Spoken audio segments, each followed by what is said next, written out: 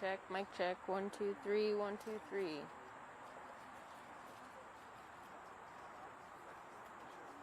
guys, we talked to admin, and if you just give me the tickets when we get back, I'll just have them straight.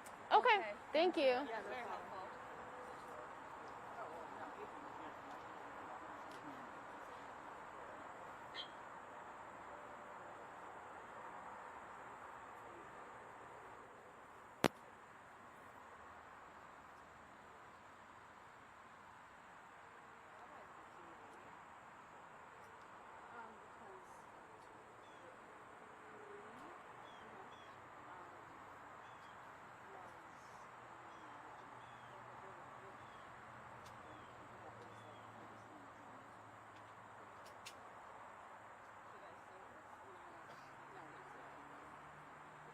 That is true, right? This breaks it.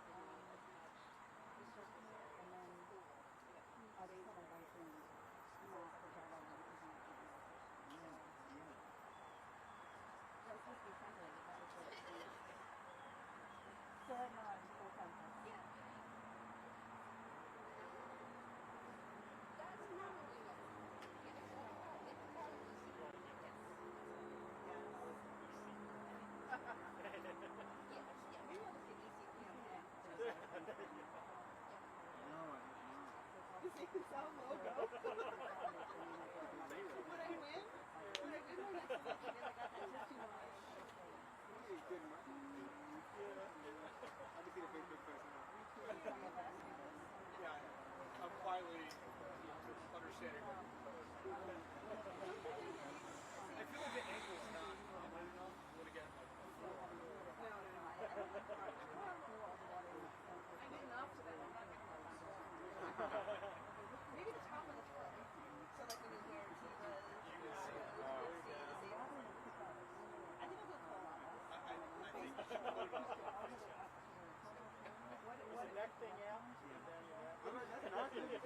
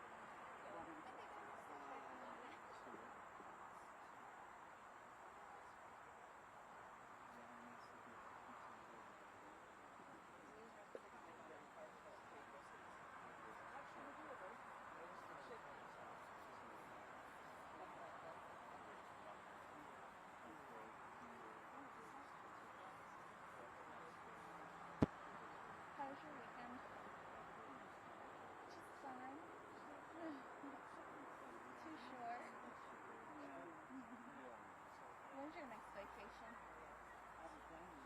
What? Have you gotten time off this year so far, though? You have, right? What is wrong with you? We're like 8 months in. Good. Governor's here.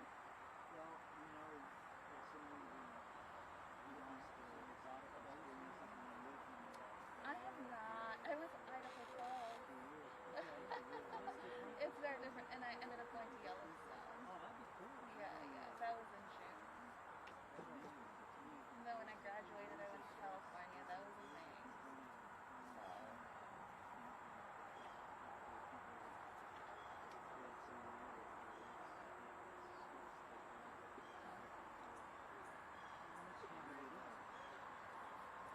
I think we have 4 weeks. Really? I think it's 4 weeks with the comp days and stuff. That's a And you lot. could use the comp days. That's really a lot. We don't even get comp days. Do you get paid if you work the days?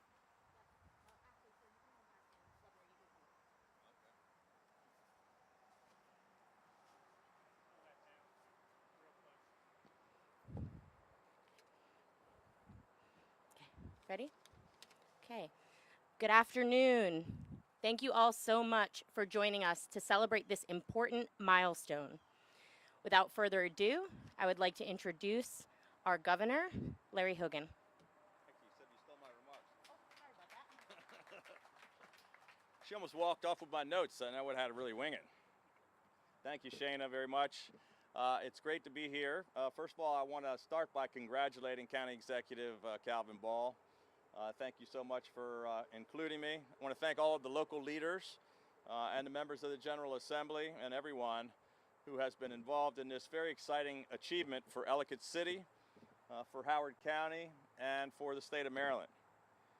The unprecedented challenges of the past 18 months have served to remind all of us that it is sometimes in the midst of our darkest days that the incredible courage and resilience of Marylanders shines brightest. The citizens, the residents of Ellicott City already knew a lot about resilience after the devastating floods that ravaged the historic town in both 2016 and then again in 2018. And I vividly remember walking down Main Street immediately after the storms had ended to survey the damage. I remember talking with local residents and business owners about what it was going to take to rebuild and to recover.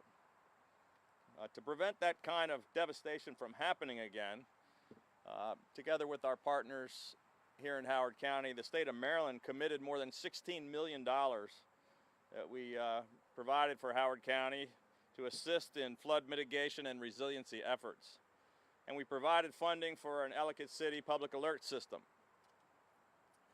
Maryland joined the American Flood Coalition, which brings together the best minds from government, the military, the private sector, and civic groups to advocate for real bipartisan solutions to flooding. And during my term as chairman of the National Governors Association, I led a year-long initiative focused on rebuilding America's crumbling infrastructure.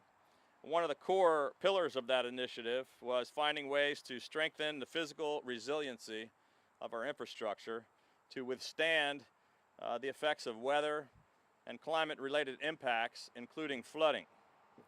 Today, we're taking an important step to do just that as we break ground on this H7 dry flood mitigation pond in order to reduce flows to the Hudson Branch, which passes through downtown Ellicott City.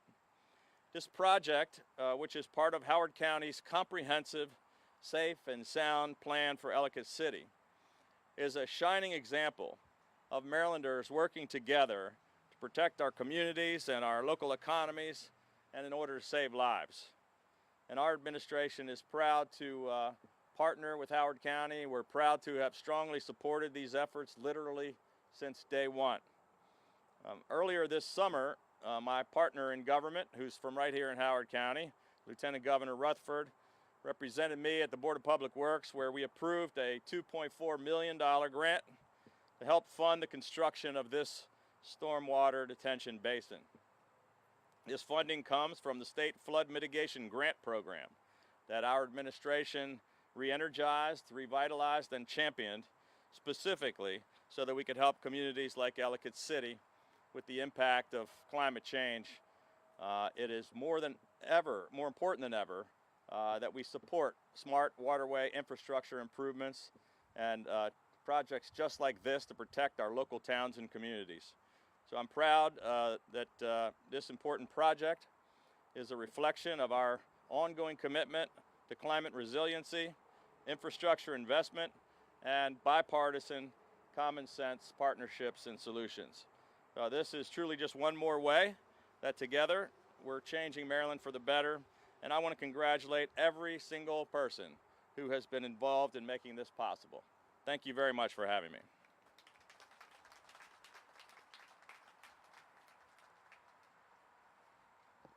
Thank you so much, Governor Hogan, for those kind words. I would now like to introduce our Howard County Executive, Dr. Calvin Ball.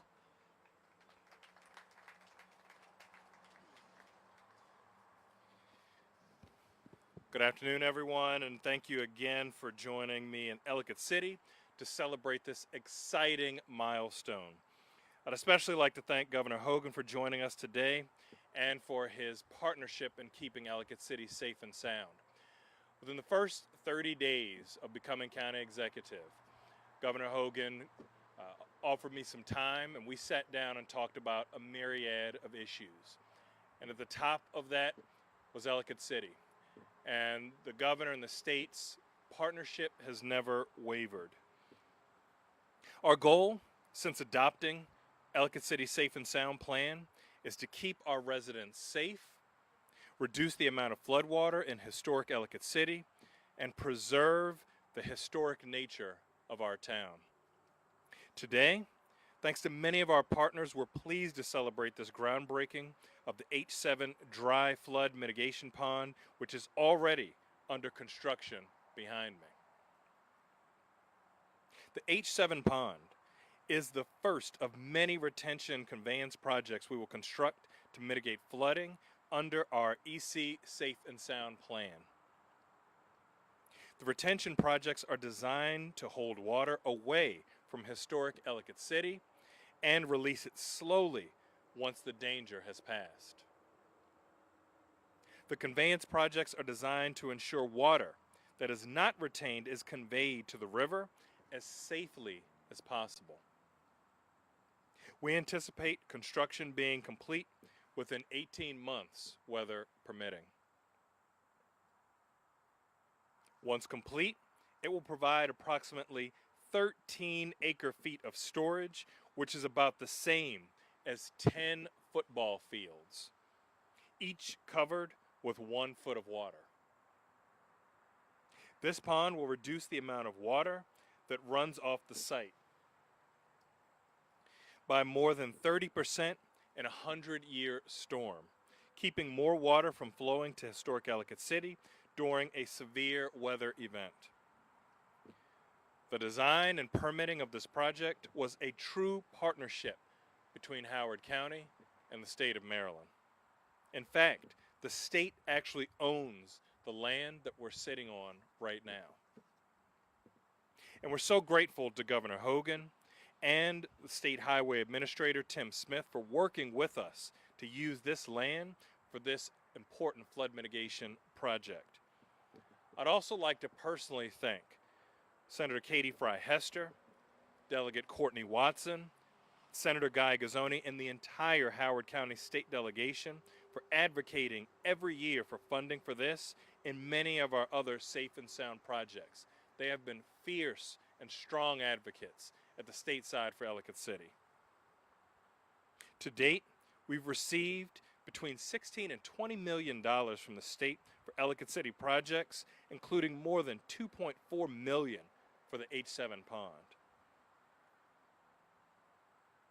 While the progress made over the last several years was not always as visible as we'd like, our team continues to work tirelessly to move these projects forward innovatively and effectively.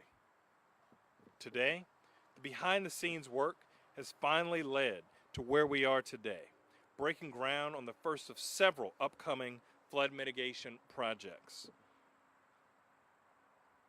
Last week, we released the bid for the Quaker Mill Pond off Rogers Avenue, another dry flood mitigation facility in Ellicott City, and we expect to break ground on that project early next year. We're hoping to start the necessary building removals and the construction of the Maryland Avenue culvert next year, pending completion of the federal Section 106 process and receiving CSX approval. We'll be working to renovate the 6 county-owned buildings that are preserved under the Safe and Sound Plan, including removing portions of the buildings that are under the stream channel, over the stream channel rather. And finally, in the coming weeks, we will commence the design process for the extended North Tunnel project. The North Tunnel is the single most impactful project in our Safe and Sound Plan, and we are moving as fast as possible to get through the design phase so that we can hopefully break ground next year.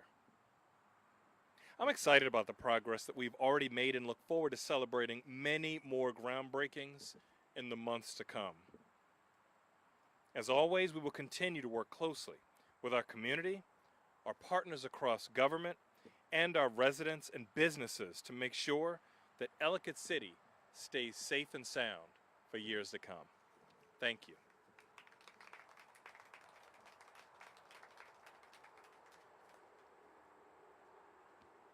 Thank you so much, County Executive.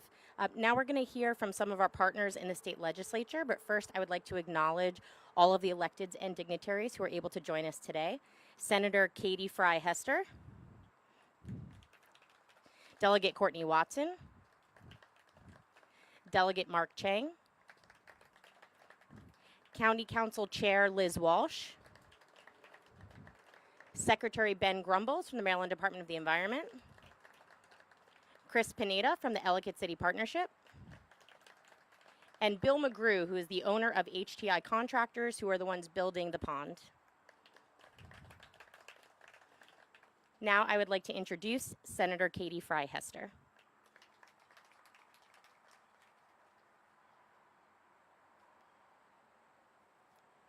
Thank you very much, Shayna. I'd like to thank the county for all their incredible work to bring the EC Safe and Sound Plan to life. I also want to thank my state colleagues who helped secure the $16 to $20 million from the state to make the whole plan possible. I know it looks like we're standing in the middle of grass at the interchange of routes 29 and 40. However, this is not your average infrastructure project.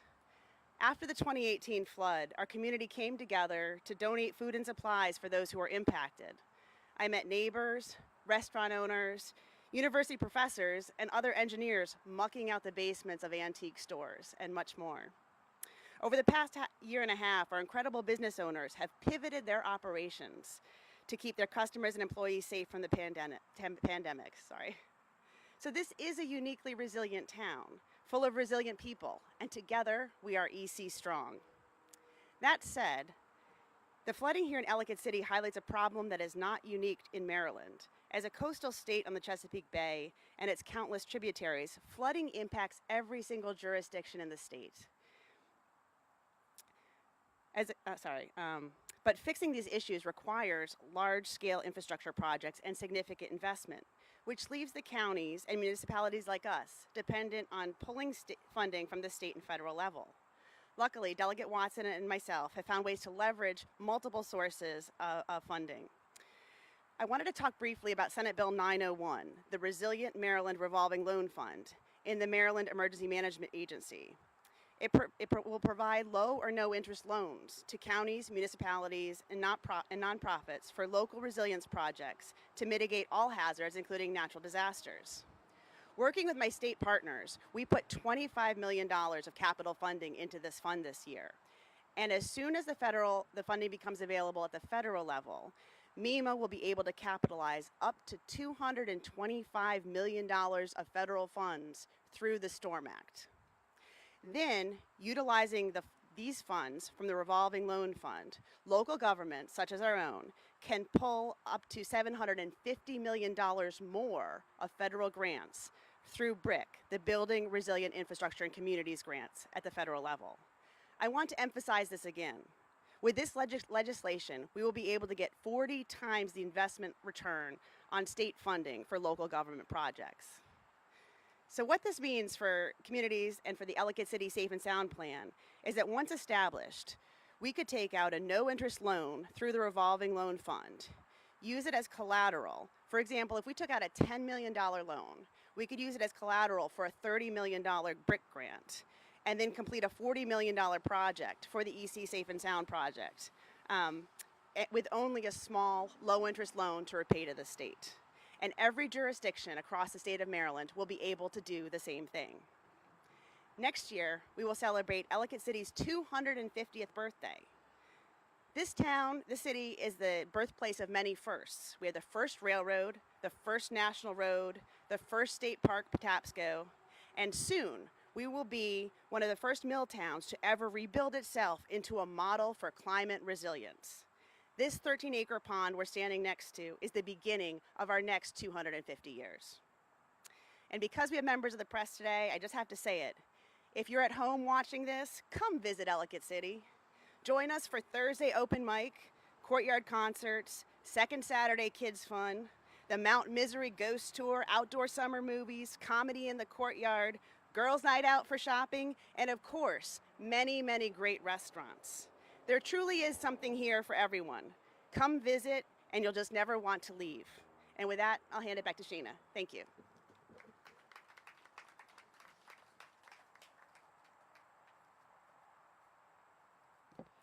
Thank you so much, Senator Hester. One additional person I'd like to acknowledge, Mr. Tom Minier, who is the Director of the Department of Public Works. Public Works is leading the county effort here on the construction of this pond. Now I'd like to introduce Delegate Courtney Watson.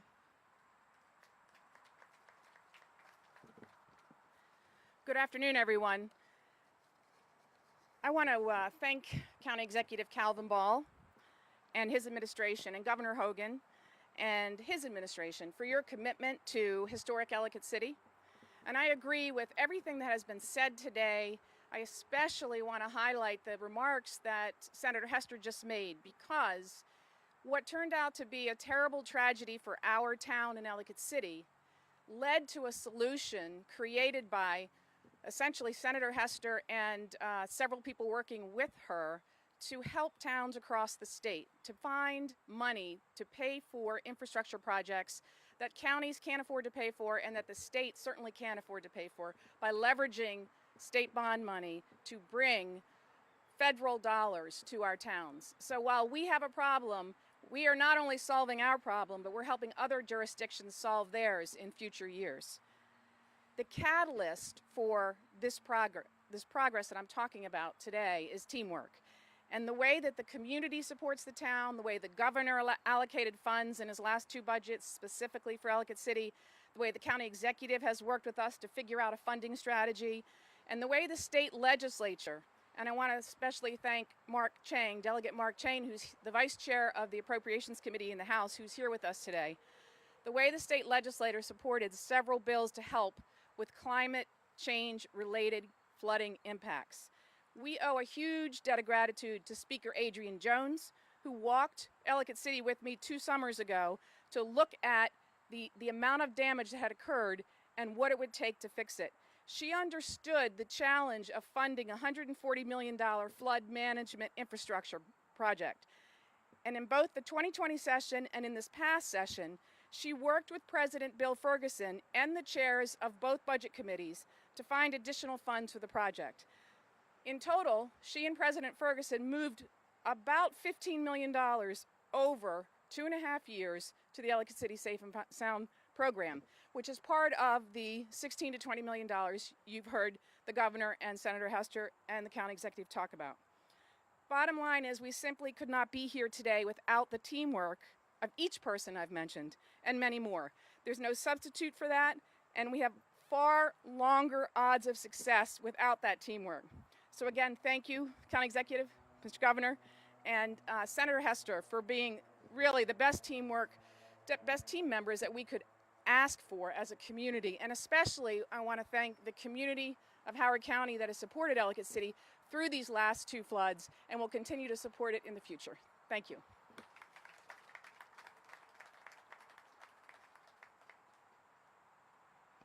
Thank you, Delegate Watson. And last but not least, I'd like to introduce Chris Pineda, the Executive Director of the Ellicott City Partnership.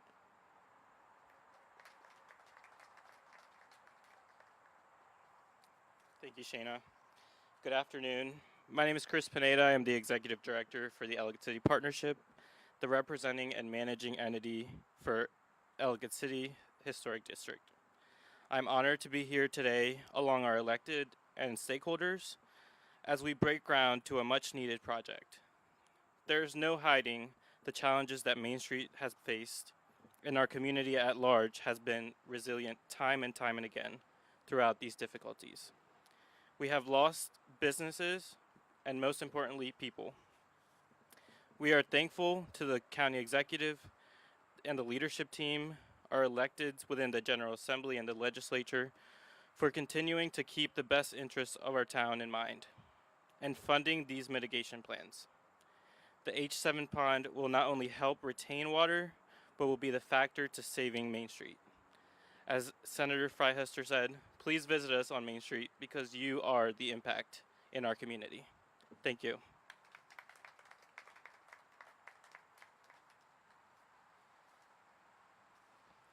Thank you so much, Chris. At this time, I would like to invite all of our elected officials and dignitaries over to the shovels for a few pictures. We'll do that in a couple of different groups.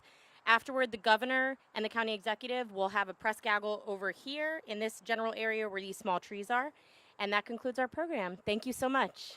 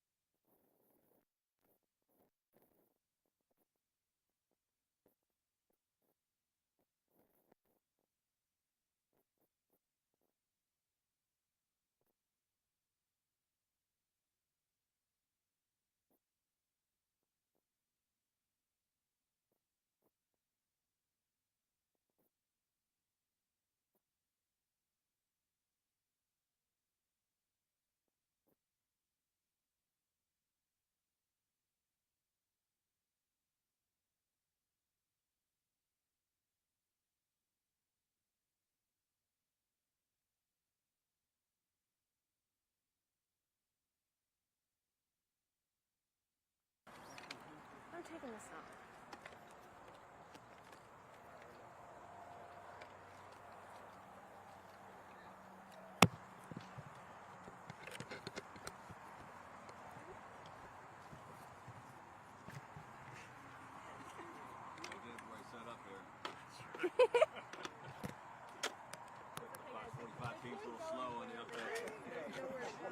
Yeah. Oh, there you go. He's like, I don't need this. Ditch it. Ditch it. I called him out, so now he's like, I'll show you.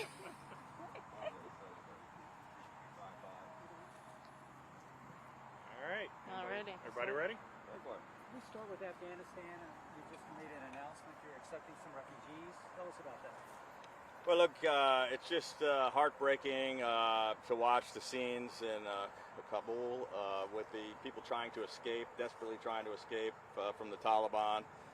Obviously concerned about not only getting all the Americans out of there safely, but some of the people that have been such great allies that work for us for years as interpreters and in other ways that are in grave danger. And so there's a program where these folks do get emergency visas. And Maryland has always participated in that, more so than almost any other state. We have currently scheduled 180 of these special visas to help them find a place to relocate in Maryland. We've tried to broaden the program to offer as much help as we can to any of these folks that are trying to escape. Look, these are people that are our allies and our friends who worked with us, whose lives are in danger, and they've earned it. I mean, it's the least we can do to try to keep them safe and provide them a relocation. Governor Hogan. Talk to us about not extending the state of emergency. Yeah, we announced that on July 1st. Nothing's changed since then, and we don't anticipate any changes to it. In March, looking at city schools, we're still seeing some of the failures happen in Baltimore City Public Schools. In March, you said you were concerned about it.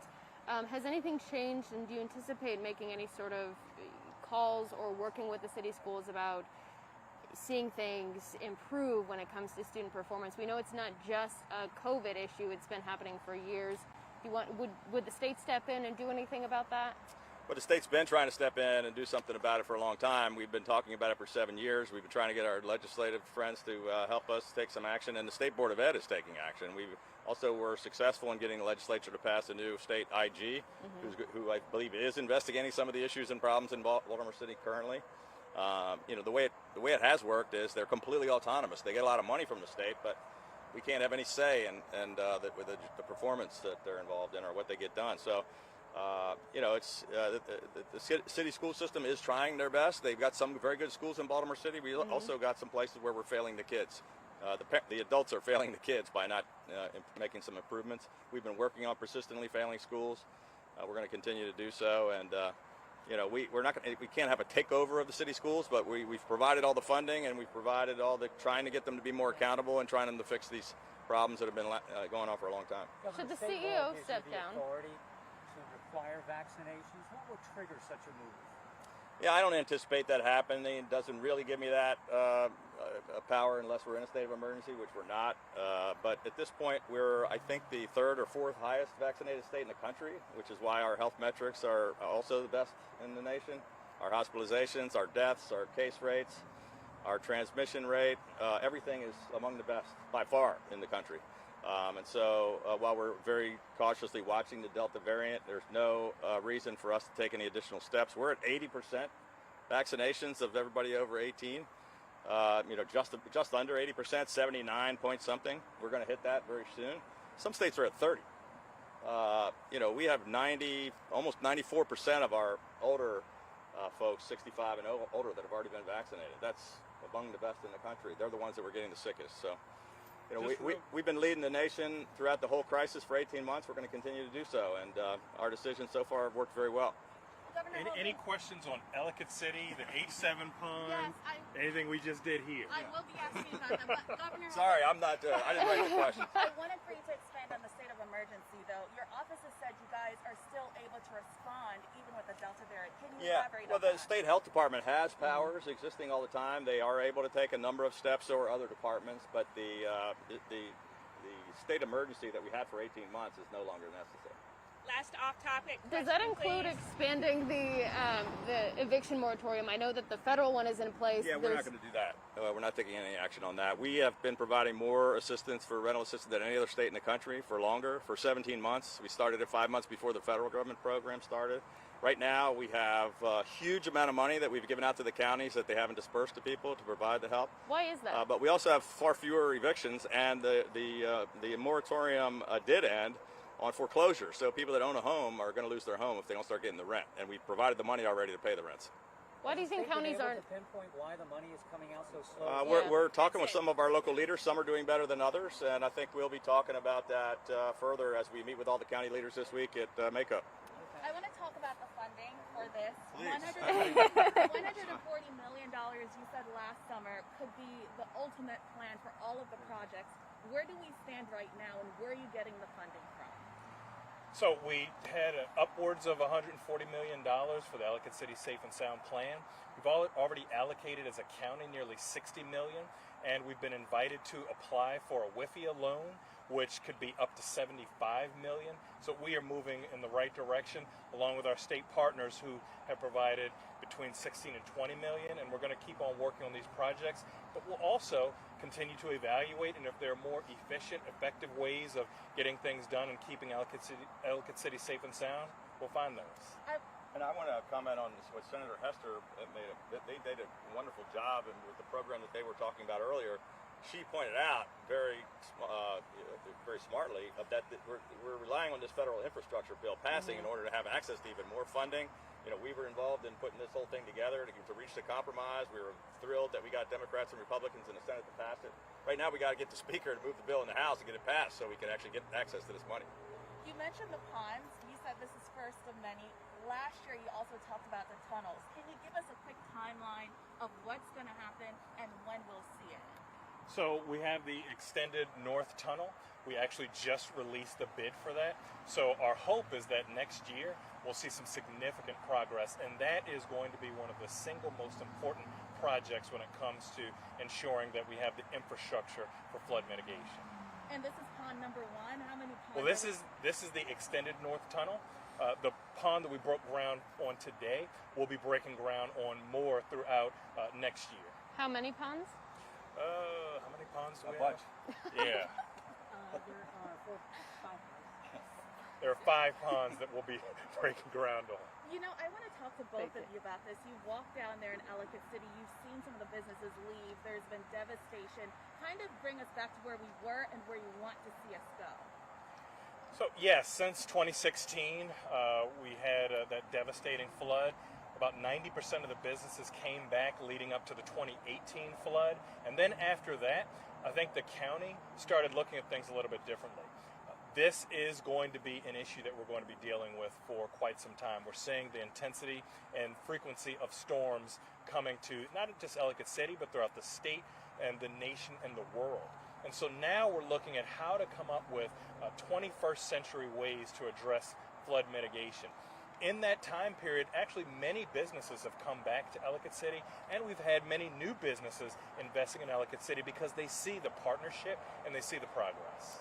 You know, I mentioned earlier that I was here early the next morning after the first flood, and had the chance, the county executive, even before he was county executive, we were sitting down together discussing some of these issues in his previous role on the council. And, you know, I can tell you it was just devastating to see the businesses, the people that really lost their livelihoods, and you know, we lost lives. I mean, it was devastating, but this town was incredibly resilient, and I couldn't be more proud of the people, the way the community came together, the way the county, the way all of us kind of worked together with the federal, state, and local government. But it's really the community leaders. It's amazing after getting hit twice that they still rebuilt and came back, and people returned, and Ellicott City is doing great. You ought to go by and go spend some money in the restaurants, like they were saying earlier. You know, the delegate was saying. It's a wonderful town, wonderful, strong people, and we've made incredible progress thanks to a great partnership. Governor Last Hogan, question for the governor, please. do you think that this should be seen as an example of why people in Washington and in Congress should get this infrastructure plan done? Well, thank you. I think it is, and I think Senator Hester made that point earlier. Look, it's a really historic event for us to have a bipartisan bill that's been agreed to by the president and by Democrats and Republicans in the Senate. It's amazing. You know, we haven't seen that for years, but this House is threatening not to pass it. So we got to make sure it gets done, and we're calling on, have been, will continue to call on the Speaker and the leadership in the House to move the bill. And we've already asked President Biden, you know, if you really believe in a bipartisan bill, then you got to get your Speaker to get the bill passed. Thank you. Thanks. All right. Thank you. Thank you all. Thank you. Sir. Thank you. Thank you, Delegate, Senator.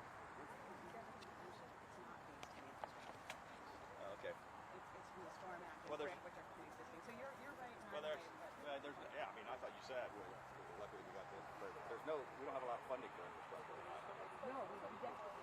I can tell you that we're the ones that put the bill together after our governor's initiative, all 50 governors agreed. We inserted resiliency funding and infrastructure on exactly these kinds of things for flood mitigation into that bill. And if it doesn't pass, we're going to pull it.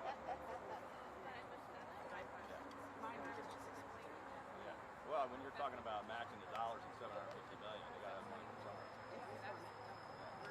Thank you for